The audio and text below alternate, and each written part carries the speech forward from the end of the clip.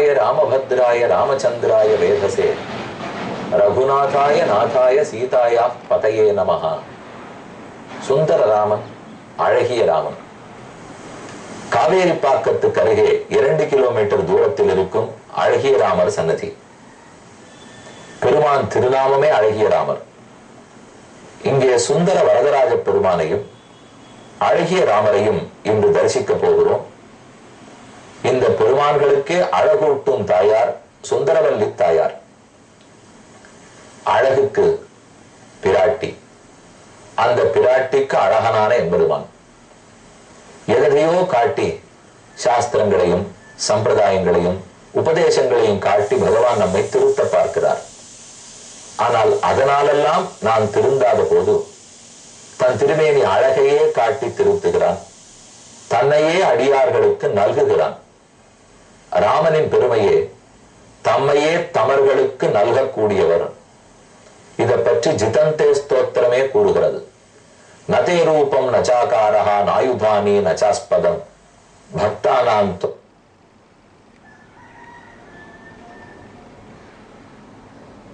உடைய விபூதியோ எதுவும் உனக்காக அல்ல.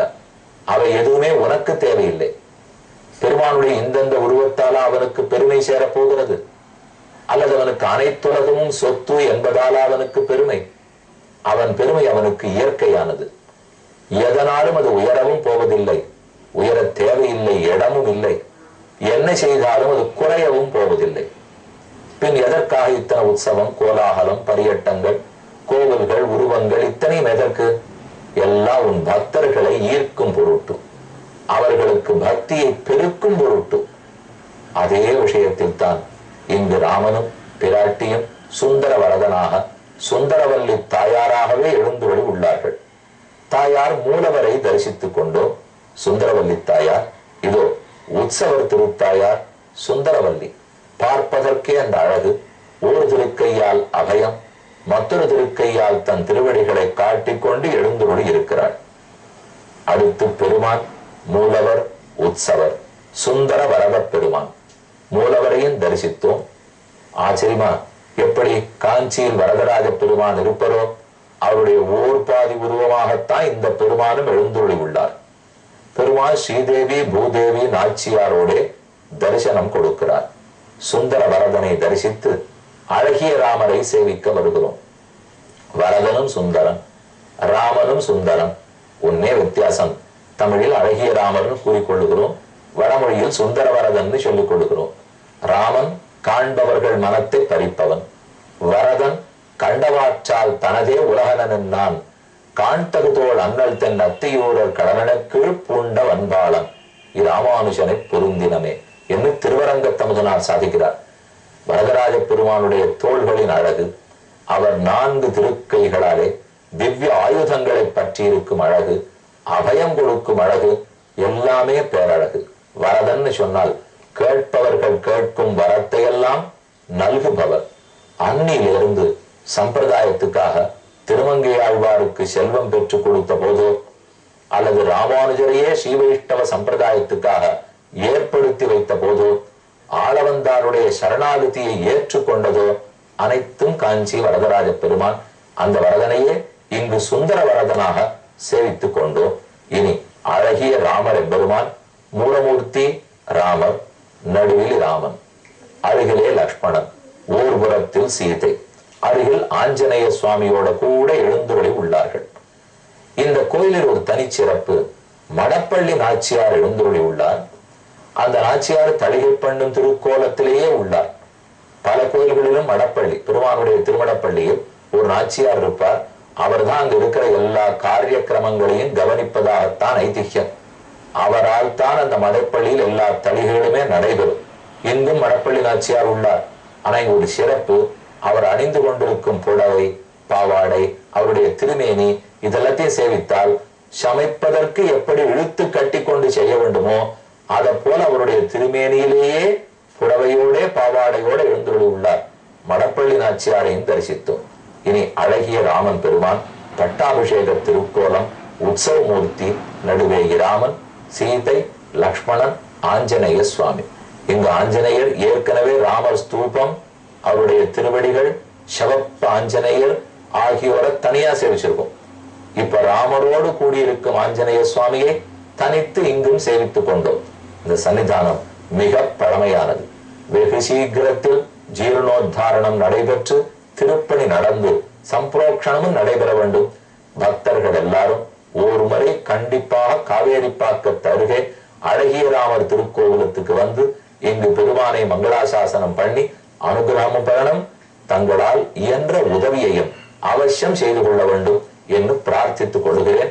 பல திருக்கோயில்கள் இதுவரைக்கும் நம்ம சேவிச்சுன்னு வந்திருக்கோம்.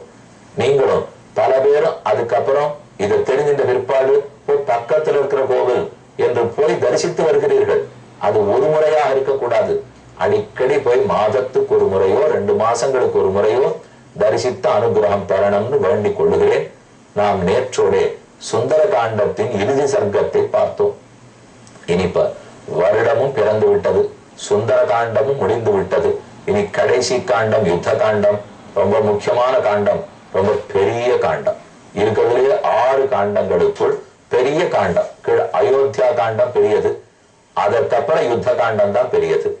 அதே போல கிஷ்கிந்தா காண்டம் ரொம்ப எளியது, சிறியது. சுந்தர காண்டம் அழகியது. ஒரு காண்டத்துக்கு ஒரு பெருமை. பிறந்தான்னு பார்த்தோம் பாலகாண்டத்தில், நடந்தான்னு பார்த்தோம் அயோத்தியா காண்டத்தில், அமர்ந்தான் காத்திருந்தான்னு பார்த்தோம் கிஷ்கிந்தா காண்டத்தில், எப்போது வருவாளோன்னு வழிவேல் விடுவித்து எதிர்பார்த்திருந்தான்னு பார்த்தோம் சுந்தர காண்டத்தில், போரிட்டு ஜெயித்தான் பட்டாபிஷேகம் பண்ணினான்னு பார்க்க போகிறோம் யுத்த காண்டத்தில். இப்படி ஒரு காண்டத்துக்கு ஒரு சிறப்பு. முதல்ல பாலகாண்டம், பிறந்ததை கேட்டோம். அயோத்தியா காண்டம், நாடு விட்டு புறப்பட்டதை பார்த்தோம். ஆரண்ய காண்டம், அங்கும் இங்கும் அலைந்து தேடத் தொடங்கியதை பார்த்தோம். கிஷ்கிந்தா காண்டம், எதிர்பார்த்தது. சுந்தர காண்டம், ராமனுக்குன்னு சொல்றதை விட எல்லா காண்டங்களையும் அவருக்கே சமைச்சிட முடியுமா? சீதைக்கு ஒரு காண்டம், ஹனுமானுக்கு ஒரு காண்டம். அதற்காகத்தான் சுந்தர காண்டம். கடைசியா யுத்த காண்டம், பட்டாபிஷேக ராமனை சேவிக்க போகும் காண்டம். இதுல முதல் சர்க்கத்தை பார்க்க போகிறோம். ஹனுமான் செய்து முடித்த செயல்களை அனைவரும் பாராட்டுகின்றனர். முக்கியமா சுக்ரீவனும் ராமனும் எப்பேற்பட்ட செயற்கரிய செயலை ஹனுமான் செய்து வந்திருக்கிறார். ஸ்ருத்வா ஹனுமதோ வாக்கியம் யதாவத் அபிபாஷிதம் ராம பிரீத்தி சமாயுக்தா வாக்கியம் உத்தரம் அப்ரவீத். இந்த செய்தியெல்லாம் ராமன் ஏற்றுக்கொண்டார். ஹனுமான் நினைத்தே பார்க்காத ஒரு பரிசை ராமன் கொடுக்க போகிறார். இப்பேற்பட்ட உதவி தூதன் செய்ய வேண்டிய காரியத்தை ஆஞ்சநேயர் முடிச்சுட்டு வந்துட்டார். அவருக்கு தான் கைமாறு செய்ய வேண்டாமா? உதவி பெற்றுக் கொண்டால் திரும்ப கொடுக்க இப்ப ராமன் கையில எதுவும் இல்லை, சீதையும் கூட இல்லை.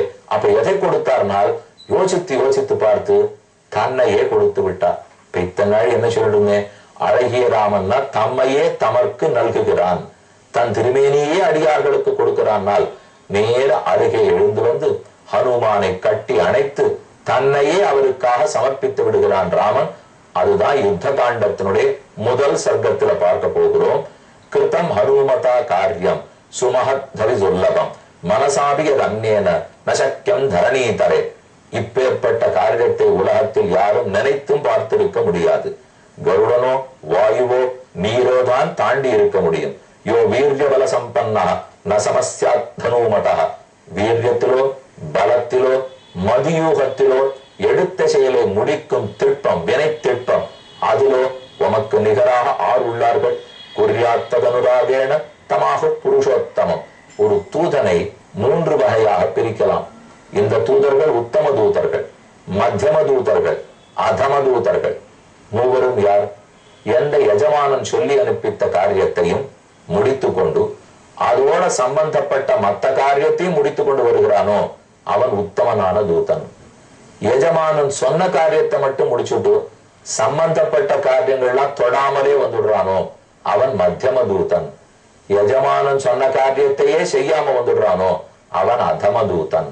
இந்த 3 வகைக்குள்ளே ஹனுமான் உத்தம தூதனா செயல்பட்டு இருக்கார். சீதையை கண்டுவானுதான் ராமர் சொன்னார். ஆனால் கண்டார், செய்தி பெற்றார், ராவணனை சந்தித்தார், ஊர் பலாபலங்களை தெரிந்து கொண்டார், தன் பேரை ஸ்தாபித்து நெருப்பிட்டார். இத்தனையும் பண்ணி கொண்டு திரும்பி வந்திருக்கணும்னால் உத்தமமான தூதர் அவர். நியுக்தோ நிபதே காரியம் நகுர்யாத்ய சமாஹிதா மிருத்யோயுக்த சமர்த்தஸ்ய தமாகு புருஷாதமம் இதந்து மம தீனஸ்ய மனோபூய பிரகர்ஷதி. ராமனே தழுதழுத்து கூறுகிறார், இவருக்கு ஏதாவது பெரிய உதவி பண்ணணும்னு எனக்கு ஆசையா இருக்கு. ஆனா நான் இங்கோ காட்டுல இருக்கேன், நான் இருக்க வேண்டிய அரியாசனத்தில் இருந்தா எத்தனையோ பண்ணிருப்பேன். இது நாம சொல்லிக்கிற வார்த்தை இல்லை, நான் இருக்க வேண்டியது இருந்திருந்தா என்னெல்லாம் பண்ணிருப்பேன் நம்ம சொல்றோம் இல்லையோ. ராமன் நிஜமாவே அப்படி இருக்கிறவராச்சே. இன்று காட்டில் இருக்கவே எதுவும் செய்ய முடியல. எதிகாச பிரியாக்கியாது நகுர்மி சதிருஷம் பிரியம். இவன் செய்ததற்கு நிகரா என்னால ஒண்ணும் பிரத்யுபகாரம் செய்துவிட முடியாது. ஆனா ராமன் செய் நன்றி மறவாதவன். கதஞ்சித் உபகாரேன கிருத்தேன பரிதுஷ்யதி. ராமன் ரொம்ப ஆனந்தப்படுறார். சின்ன ஒரு நன்மை தனக்கு செய்யப்பட்டிருந்தாலும் மறக்காமல் திரும்ப செய்வார். எப்பேற்பட்ட கொடுமை இழக்கப்பட்டிருந்தாலும் அப்போதே மறந்து விடுவார். இது ராமனுக்கே உண்டான குணம். ஆகவே என்ன கொடுக்கலாம் யோசிக்கிறார். ஹனுமான், நீர் எனக்கு 2 உயிரை காப்பாற்றி கொடுத்திருக்கிறீர், சீதையை ரட்சித்தீர், ஆகையால் நம்மையும் காத்தீர். 2 பேர் உயிரையும் உமக்கு சமர்ப்பிக்க வேண்டும். ஆனா அவள் இப்போது அருகில் இல்லை.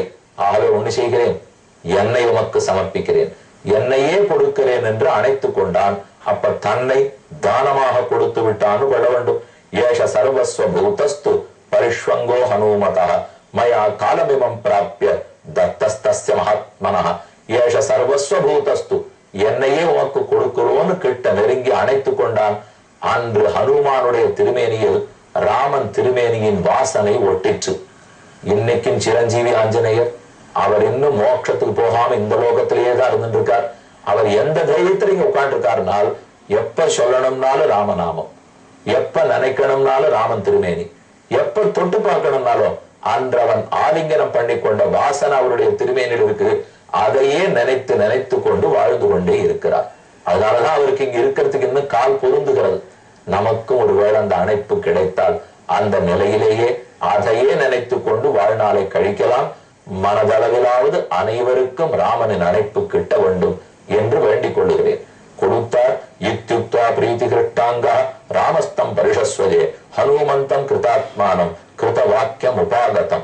இது ஊர் எல்லாரும் பார்க்கறது. 70 வெள்ளம் வானவ சைன்யமும் பார்க்க சுக்ரீவனுக்கு கிடைக்கல, ஜாம்பவானுக்கு கிடைக்கல, ஆனா ஹனுமானுக்கு கிடைச்சது. இதுதான் யாம்பெரு சம்மானம், நாடு புகழும் பரிசுன்னு சொல்லுவார்கள். கூடாரை வெல்லும் சீர் கோவிந்தா உன் தன்னை பாடிப்பரகொண்டு யாம்பெரு சம்மானம், நாடு புகழும் பரிசு. நாம் ஒரு சம்மானம் பெறுகிறோம்னால் அது 10, 10,000, 10 கோடியா என்ன வேல்யூ? வெறும் பண வேல்யூ இல்லையே, வெறும் மானிட்டரி வேல்யூ தான் வேல்யூவா? பர்சீவபிள் வேல்யூ இருக்கணும். வெறும் பண வேல்யூவை விட அந்த லோகம் என்னவா பார்க்க போறது? என்ன ஒரு நிமிஷம் அணைச்சிருந்தாருனால் ராமன் ஒருத்தனை அணைப்பரா, கிட்டக்க வருவரா? ஒருத்தர் வாசனை கூட அவர் பேர்ல படாது, அப்படி தள்ளி இருக்கிறவர். ஆனா அவர் போய் அணைத்துக் கொண்டிருக்கணும்னால் அப்ப அது அவர் பெற்ற பாக்கியம் தானே. அதுவும் ஏகாந்தத்துல பண்ணிவிடலையே. பெரிய மனுஷர் இருக்கலாம், நமக்கு பால்ய ஸ்நேகமா கூட இருக்கும். வீட்டுக்குள்ள உட்காந்து வச்சு வேணா கொஞ்ச நாள் பேசிட்டு இருப்பா, அடைய போடா வாடா சொல்லலாம். வெளியில போன பிற்பாடு அவரோட அரண்மனையில இருக்கிற நாம போய் ஒரு அடையன்னு கூப்பிட முடியுமா? ஆனா ராமன் இத்தனை பேர் பார்த்துட்டு இருக்காச்சே, ஒரு வானரன்னு பார்க்காமல் தன்னை கொடுத்திருக்கிறான்னு சொன்னால் அதுதான் நாடு புகழும் பரிசு. நாடே புகழக்கூடிய பரிசினால் நன்னாக சூடகமே தோல்வலையேன்னு பேசும். ஹனுமான் பெற்றார், பெறா பெரு பெற்றார். இதே போலத்தான் கூறுவார்கள். ஸ்ரீரங்கத்தில் ஒரு நாள் பெருமாள் எழுந்தருளி இருந்தாராம். வடதேசத்திலிருந்து ஹிந்துஸ்தானி சங்கீதம் தெரிந்தவர் ஒருத்தர் வந்தார். 3 மணி நேரம் பாட்டு ஊகோன்னு பாடினார். சரி போயிட்டு வான்னு நம்பெருமாள் சொல்றார். ரங்கநாத பெருமாள் பக்கத்துல அரையர் சுவாமி இருந்து 700 மைல் தூரம் வந்திருக்காரே, நீர் ஏதாவது சம்பாவனை பண்ண வேண்டாமா, பரிசு கொடுக்க வேண்டாமா? 3 அர்ச்சகர்களை கூட்டு பெருமான் உடனே அர்ச்சகர்களுடைய கைகள் அமர்ந்து கொண்டு தான் இருக்கிற ஆசத்திலிருந்து அந்த வித்வான் உட்கார்ந்திருந்த பீட்டம் வரைக்கும் 7 அடி இருந்துதான். அந்த 7 அடி நடந்து காட்டிட்டு திரும்பி வந்து, இவன் 700 மைல் வந்ததாக சொன்னீர், அதற்காக நாம் 7 அடி நடந்து காட்டினோம், சம்பாவனை போருமா இல்ல இதற்கு மேலும் பரிசு கொடுக்கணுமானால் இதை விட என்ன பரிசு கேட்க போகிறோம்? அந்த பரிசை பெற்றார் ஆஞ்சநேயர். கதன்னாம சமுத்திரஸ்ய துஷ்பாரஸ்வ மகாம்பசா ஹரையோ தட்சிணம் பாரம் கமிஷ்யந்தி சமாகதாக. ராமன் கூறினான், சீதை கிடைத்து விட்டாங்கிற திருப்தி இருக்காது. அதே சமயம் இவ்வளவு பெரிய படை வீரர்கள், படையோடு எப்படி கடலை தாண்டுவோம்னு சந்தேகப்படுகிறேன் என்று முக்கியமான கேள்வி எழுப்பினான். பதில் வரப்போகிறது. இந்த வாரக்கடைசி முழுக்க ஹனுமான் ராமனுடைய அணைப்பில் ஆனந்தத்தில் திளைத்திருக்கட்டும். அடுத்த வாரம் பார்க்கும்போது தொடரும்.